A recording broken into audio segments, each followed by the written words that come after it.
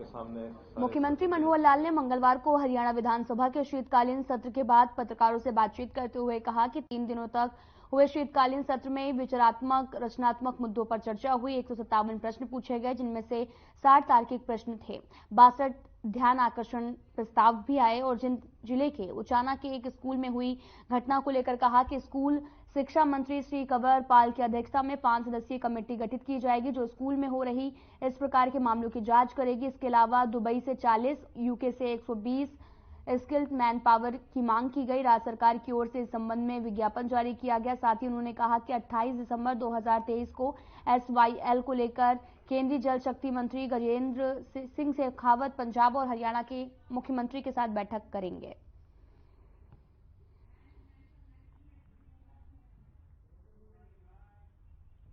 आपके सामने सारे सत्र के जो विषय हैं वो मैं रख रहा हूं कि जिसमें जैसे मैंने बताया कि 3 इसकी दिन की जो सीटिंग हुई है 21 घंटे एक सकारात्मक एक चर्चा ये चली है। प्रश्नोत्तर के समय 157 प्रश्न पूछे गए, जिसमें 60 स्टार्ड थे और 97 जो हैं अनस्टार्ड क्वेश्चन उसमें शामिल हैं। कुल मिलाकर सदस्यों द्वारा 62 ध्यानाकर्षण प्रस्ताव ये दिए गए थे। माननीय अध्यक्ष महोदय ने जिसमें से 13 ध्यानाकर्षण प्रस्ताव जो है वो स्वीकृत किए और उनके ऊपर 3 दिनों में क्लब करके और उस पर चर्चा ये कराई गई है। कुल मिलाकर उसमें जो तीनों प्रस्ताव थे, एक प्रस्ताव जहरीली और नकली शराब पीने के कारण से जो यमुनानगर और अंबाला में 20 मौतें हुई हैं उसके ऊपर वो था, और शराब की अवैध बिक्री इस पर चर्चा हुई पूरी।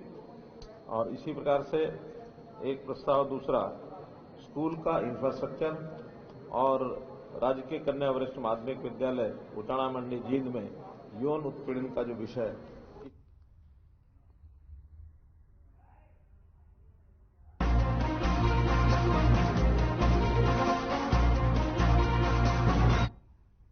हरियाणा के मुख्यमंत्री मनोहर लाल ने कहा कि जब हमने 2014 में सरकार की बागडोर संभाली उस समय 2015-16 में हरियाणा की गरीबी दर 11.88% आके गई थी, लेकिन हमारी सरकार के सकारात्मक प्रयासों के फलस्वरूप 2019-21 में यह दर 7.07% रही और जो कि 4.5% से भी अधिक की कमी है।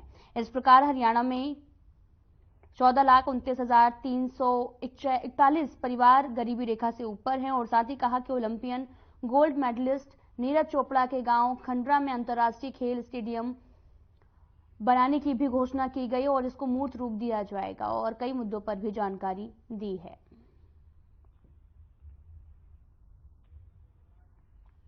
हमें 99 एक कार्यक्रम देश भर में चलाया गया, आजादी का अमृत महोत्सव। उस आजादी के अमृत महोत्सव में भी जो भी कुछ 2 महीने पहले समाप्त हुआ है, तो वहां की जानकारी मिली है कि शहीदों की याद में चलाए गए इस कार्यक्रम में माननीय प्रधानमंत्री जी द्वारा हरियाणा स्टेट को बेस्ट परफॉर्मर स्टेट का ये अवार्ड दिया गया है। 31,000 इवेंट्स इस कार्यक्रम की हरियाणा में ये हुई है। माननीय राष्ट्रपति श्रीमती द्रौपदी मुर्मू जी द्वारा हरियाणा को 14 दिसंबर 2023 को राज्य ऊर्जा दक्षता सूचकांक यानी स्टेट एनर्जी एफिशिएंसी इंडेक्स, इसमें बेहतरीन प्रदर्शन के लिए द्वितीय पुरस्कार और ये दिया है। मैं पावर डिपार्टमेंट के सब लोगों को बहुत बहुत बधाई देता हूं। हरियाणा पुलिस को राष्ट्रीय स्तर पर crime and criminal tracking and network system यानी CCTNS इस प्रणाली रैंकिंग में पहला स्थान मिला है। फरवरी माह में 99.99 अंक के साथ हरियाणा पुलिस ने शीर्ष स्थान प्राप्त किया है, इसलिए पुलिस विभाग को भी मैं इसके लिए बधाई देता हूं। हमने पिछले टर्म में, स्वाभाविक है कि सड़कें वर्षों पहले बनी नहीं थी, नई सड़कें काफी बनी थी और सारा बजट लगभग हमारा नई सड़कों में पिछले टर्म में लगा था। उनका क्योंकि 5 साल में लगभग डीएल पीरियड समाप्त होता डीएलपी, तो अब वो सब की सब रिपेयर एक साथ जब मांगी गई है तो रिपेयर का दबाव बहुत आया। हमने उसमें पहले भी एक किस्त में 25-25 करोड़ रुपया हर एक विधानसभा में काम कराया था। बाद में फिर कहा कि जो कोई और सड़कों की आवश्यकता जिसकी रिपेयर की है उनका 25 करोड़ तक और करेंगे, कि वो बजट के हिसाब से जितना बजट था वो यही एक कार्यक्रम।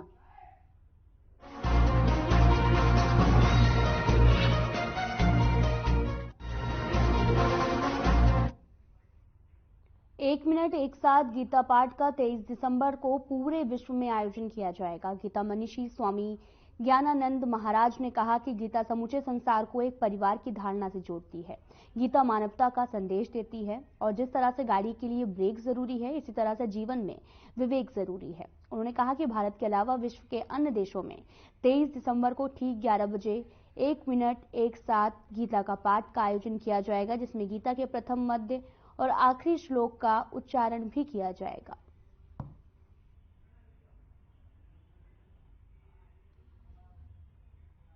भारत में पूरे विश्व में जो है एक संदेश जो है एक मुहिम छिड़ी हुई है। जिस तरीके से मैं बता दूं आपको कि 1 मिनट एक साथ गीता पाठ जो है यहाँ पर कराने की बात की जा रही है। हमारे साथ जो है स्वामी ज्ञानानंद महाराज जो है वो जुड़े हुए हैं। किस तरीके से मुहिम जो है वो आगे बढ़ाई जा रही है और किस तरीके से संदेश इस चीज को लेकर के दिया जा रहा है। ज्ञानानंद महाराज जी, जिस तरीके से देखा जा रहा है किस चीज को लेकर के संदेश जो है दिया जा रहा है। उस समय 23 दिसंबर गीता जयंती है।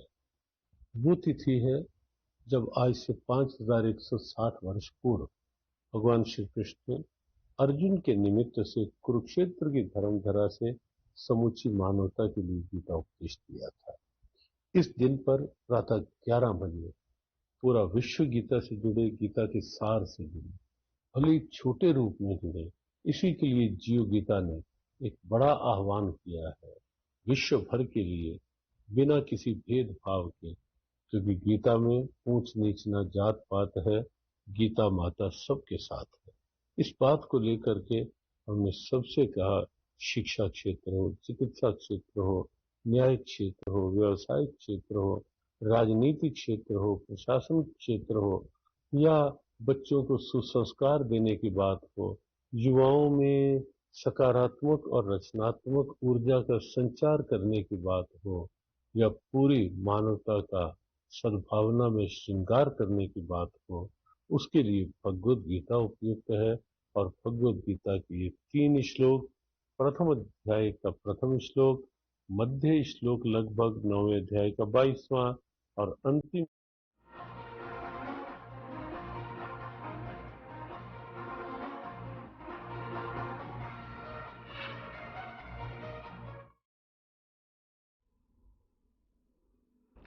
बीजेपी के राष्ट्रीय अध्यक्ष जेपी नड्डा ने संसद से निष्कासित सांसदों को लेकर बयान दिया है।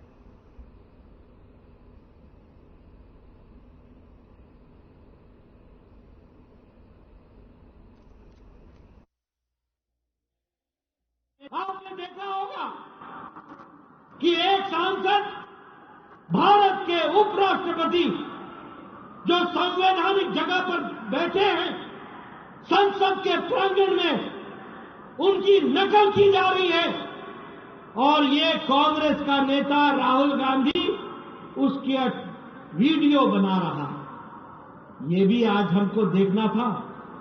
इंडियन नेशनल कांग्रेस, जिसके बारे में कहते हैं कि 100 साल से ज्यादा का इतिहास है, उसका नेता एक नकलची की उसकी वीडियो बनाए। और वो उपराष्ट्रपति कौन है? भारत के संवैधानिक पोस्ट पर बैठे हुए हमारे धनखड़ जी, वो किसान पुत्र हैं, वो पिछड़ों के नेता हैं, वो पिछड़ों के प्रतिनिधि के रूप में हैं, वो जाट पुत्र हैं।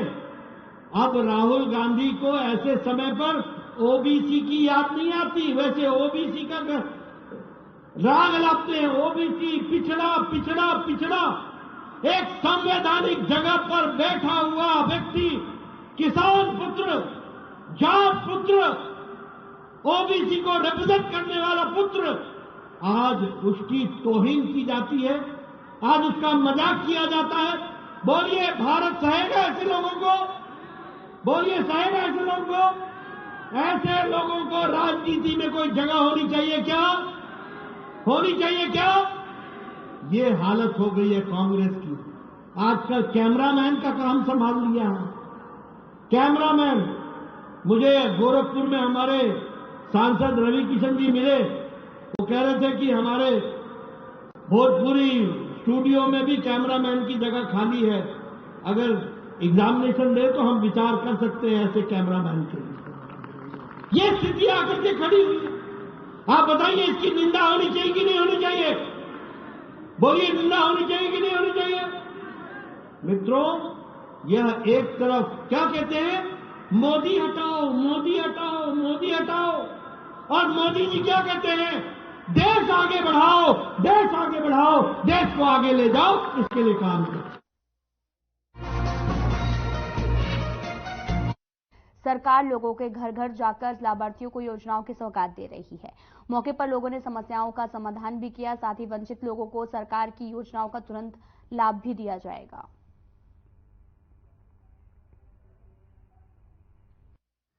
आज 8 मोबाइल जो साथी हमारे हिमाचल बहने पहुंची हैं और सारे हमारे जिले की जो शक्ति के अंदर लोग बैठते, जहां लोगों को काम करवाने के लिए जाना पड़ता है, वो भी आप देख सकते हो चारों तरफ जो है ना यहाँ पर बैठे हैं। और मैं आपके माध्यम से माननीय मोदी जी का, माननीय मनोहर लाल जी का मैं धन्यवाद करता हूँ। उनका ऐसा एक अद्वितीय प्रयास, समृद्ध विरासत पर गर्व।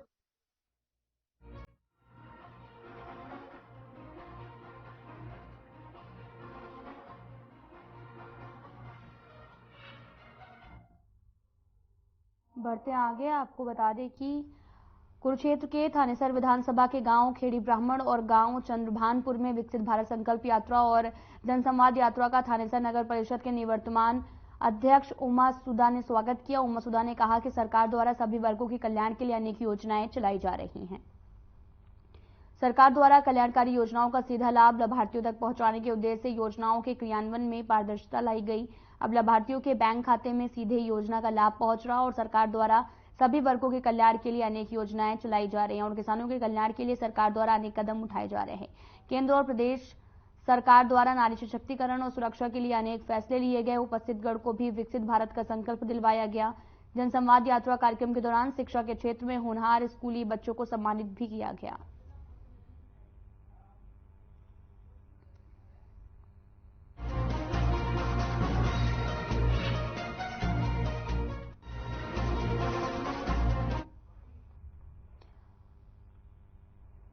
साथ ही आपको बता दें कि 3 दिन तक चला हरियाणा विधानसभा का शीतकालीन सत्र खत्म हो गया। सत्र को लेकर रणजीत सिंह चौटाला ने हर खबर से खास बातचीत की। विपक्ष के सभी सवालों का सरकार ने पूरा जवाब दिया। क्या कुछ कह रहे हैं, आपको सुनवाते हैं।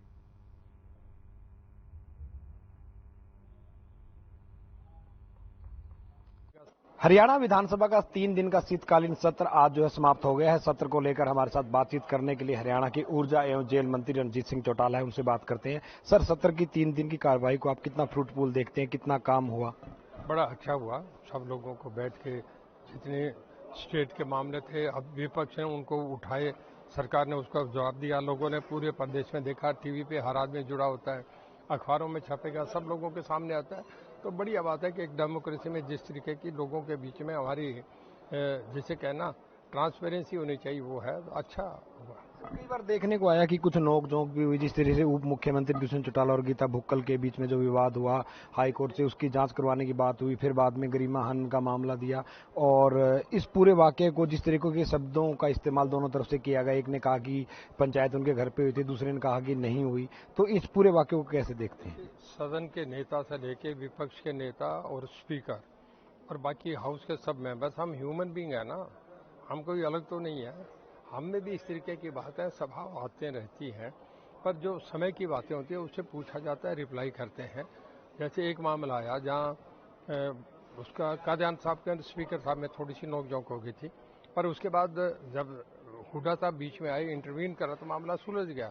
तो हम इसे माइंड ही नहीं करते। हाउस में सदा ये चलता है, कभी थोड़ी गर्मी हो जाती है, फिर आपस में ठीक हो जाते हैं। हम आपस में सब पढ़े लिखे लोग हैं, प्यार से सब आते हैं। सदन में कुछ लोगों का आरोप थे कि स्पीकर महोदय जो पूरा टाइम नहीं देते या फिर सरकार के हिसाब से जो है चलते हैं। अक्सर विपक्ष के सभी जो है विधायक थे, उनके ये आरोप जरूर रहे हैं। देखिए, मैं ये नहीं मानता। सबसे ज्यादा टाइम गौतम साहब को मिलता है, सबसे ज्यादा समय वो लेते हैं, उसके बाद इतना ही टाइम अभिया ले जाता है और गीता भुक्कल भी इतना ही टाइम लेती है। ये तो उन्हें देखना चाहिए ना कि दूसरे मेंबरों का जो पूछने का सवाल है उनका नंबर भी आने दें। बहुत सदस्य हैं जो कहने के बाद भी स्पीकर की बात भी नहीं मानते, अपनी बोले जा रहे हैं। तो ये उन्हें देख के करना चाहिए कि हर एक आदमी को अपनी अपनी बात कहने का अधिकार है। तो ये थे हमारे साथ हरियाणा के ऊर्जा मंत्री रणजीत सिंह चौटाला, जिन्होंने आज समाप्त हुए 3 दिन के शीतकालीन सत्र को काफी अच्छा बताया। उनका कहना था कि विपक्ष और सत्ता पक्ष के बीच में एक अच्छे वातावरण के अंदर जो है सदन की कार्रवाई चली। चंडीगढ़ से हर खबर के लिए कैमरामैन अंकित के साथ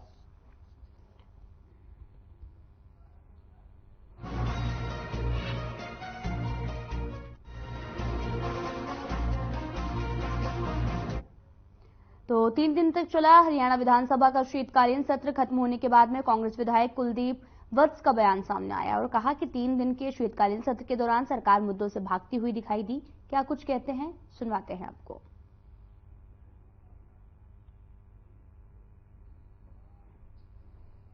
विधानसभा का 3 दिन का शीतकालीन सत्र आज जो है समाप्त हो गया है। इसी पर बातचीत करने के लिए हमारे साथ कांग्रेस के विधायक कुलदीप वत्स से बात करते हैं। सर, 3 दिन के शीतकालीन सत्र को आप एक विपक्ष के तौर पर किस तरीके से देखते हैं? क्या लगा आपको? सरकार ने आपके सवालों के जवाब दिए और जिस तरीके का बिजनेस सरकार की तरफ से विधानसभा के शीतकालीन सत्र के लिए बनाया गया था, क्या वो एक अच्छा है और आने वाले वक्त में हरियाणा को उसका फायदा होगा? धन्यवाद। देखिए, आपका एक तो और 3 दिन का जो शीतकालीन सत्र था, एक किस्म से विपक्ष की आवाज को दबाने का काम किया। हमने प्रिविलेज लेके आए, हमने कॉल टेंशन लगाए, उसका कोई भी शांतिपूर्ण तरीके से कोई जवाब नहीं मिला। चाहे वो शराब घोटाला था, खनन घोटाला था, हमारे किसानों का जो बारिश से जो फसल खराब हुई उसका था, युवाओं के रोजगार का था, हमारे जो अभी लेटेस्ट जो शराब से 20 लोगों की जो मृत्यु हुई है यमुनानगर के अंदर, उसकी बात थी। तो काफ़ी ऐसी चीज़ें थी, चाहे वो सड़कों की बात थी, चाहे वो किसान की बात थी, चाहे युवाओं की बात थी, चाहे मजदूर की बात थी, तो हर प्रकार से जिनके ऊपर थी, तो उसका कोई शांतिपूर्ण तरीके से जवाब ना देना, ये विपक्ष का के नाते हमने सारी आवाज़ उठाई। पर ये पक्ष की तरफ से एक किस्म से फेलियर है और हरियाणा की जनता की आवाज़ को विधानसभा में जो हम लोगों की जिम्मेवारी लगी उसको उठाने का हमारा काम है, पर उस आवाज़ को सुनने के बजाय दबाने का काम किया जाता है। संकल्प यात्राएं जो हरियाणा में चल रही हैं उसकी बात करें तो उसको लेकर आप क्या कहेंगे कि जो एक सरकार का जो दावा है कि वो कहीं ना कहीं आम आदमी को सरकार की सुविधाएं देने के लिए शुरू की गई है? मैं पूछना चाहता हूँ, 9.5 साल से पहले कहाँ थे ये कुछ नहीं, सिर्फ लोगों को बेवकूफ बनाना, सरकार के पैसे के दुरुपयोग करना और पूरा प्रचार बीजेपी का प्रचार करना। क्योंकि आप कांग्रेस के एमएलए हो या किसी जजपा के, बीजेपी के किसी, जहां बीजेपी के एमएलए या जजपा के एमएलए, आप उनको बुला रहे हो, क्या और एमएलए नहीं है क्या? हारे हुए एमएलए को आप उनको जो कल इलेक्शन लड़ा है उनको बुला रहे हो, वहां कार्यकर्ता, प्रॉपर पूरा बीजेपी का प्रोग्राम है। ये कोई इन्होंने इन लोगों से, जनता से इन्होंने कोई मतलब नहीं। अब इलेक्शन सिर्फ आया तो इन्होंने लोगों के बीच जाना था। मैं पूछना चाहता हूँ मुख्यमंत्री जी से, जो पहचान पत्र का था उससे पहले क्या क्या, उसके बाद जो किसानों की बात थी वो क्या क्या, वृद्धा पेंशन का क्या क्या, बिजली के जो छापे डल रहे हैं, ओवरलोडिंग के जो छापे डल, क्या क्या, ये सिर्फ और सिर्फ इसकी मुख्यमंत्री की एक सोच है कि घी पियो और मौज लो। एक सवाल मेरा ये भी है कि सर, जब भी विधानसभा का कोई भी सत्र अगर आता है तो उसके अंदर जो है बेरोजगारी का मसला जो विपक्ष की तरफ से उठाया जाता है, आंकड़े उठाए जाते हैं, सीएमआईआई का जिक्र होता है, विपक्ष अपनी बात कहता है, लेकिन आखिरी मुख्यमंत्री एक बार फिर परिवार पहचान पत्र की बात कहकर उन आंकड़ों को जो खारिज कर देते हैं। जितनी बेरोजगारी दर सीएमआईआई दर्शाती है उससे बहुत ही कम सरकार अपनी जो है बेरोजगारी मानती है। वो कहते हैं कि परिवार पहचान पत्र के साथ हमारे पास सबकी एक सेल्फ डिक्लेयर्ड जो है वो आंकड़ा है। इसको लेकर क्या कहेंगे बेरोजगारी पे? देखिए, मुख्यमंत्री अपने मुंह में मिट्टू हो रहे हैं और अपनी पीठ को खुद थपथपा रहे हैं। हरियाणा के युवाओं से पूछो कि कितने रोजगार मिले, हरियाणा के प्रत्येक उस व्यक्ति से पूछो कि तुम्हारी आय कितनी दुगनी हुई, किसान से जाके पूछो तुम्हारी आय कितनी दुगनी हुई। मैं एक चीज कहना चाहता हूँ, ये तो हरियाणा की जनता बताएगी। आने वाले समय में लोग भी कहेंगे कि थारी वोट भी पोर्टल से डालेंगे लोगों को। ये पोर्टल की गवर्नमेंट है, ये पूर्ण रूप से टोटल ही ये गवर्नमेंट फेलियर गवर्नमेंट है। मेरा आखिरी सवाल कि विधानसभा में जो जींद जिले के एक स्कूल के अंदर बच्चियों के साथ कथित तौर पर सेक्सुअल हैरेसमेंट का जो मामला सामने आया था, उसमें जो गीता भुक्कल और डिप्टी सीएम दुष्यंत चौटाला के बीच में जो कुछ शब्द या बयान दिए गए, उसको आप किस नजर से देखते हैं? और सरकार ने जो हाईकोर्ट से उसकी जांच करने का एक प्रस्ताव पास करवाया था, उसको कैसे देखते हैं? देखिए, ये एक विधानसभा की गरिमा को ठेस पहुंचाने वाला काम था और ये जो सदन में जो हुआ ये अच्छा नहीं हुआ। सदन की कार्रवाई है, सदन में ही रहनी चाहिए।